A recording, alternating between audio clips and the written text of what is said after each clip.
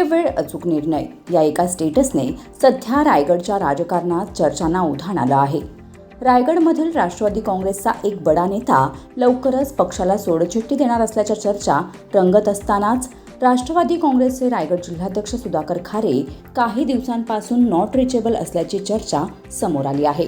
दरम्यान त्यांच्या नावाने कार्यकर्त्यांकडून एक निवेदन प्रसिद्ध करण्यात आलं आहे. या निवेदनात माझ्यावर एक छोटीशी शस्त्रक्रिया झाली असून कार्यकर्त्यांनी कोणताही संभ्रम बाळगू नये. मी लवकरच तुमच्याशी संवाद साधेन असा दिलासा देण्यात आला आहे.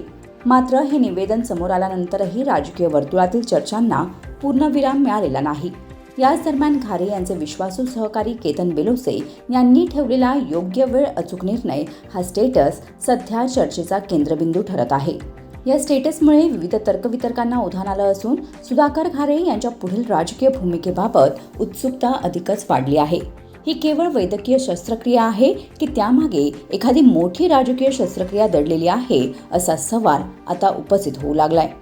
खारे यांच्या आजारपणाच्या कारणावरून दिलेल्या स्पष्टीकरणामागे नेमकी कोणती राजकीय हालचाल सुरू आहे का याबाबत चर्चा रंगत आहेत.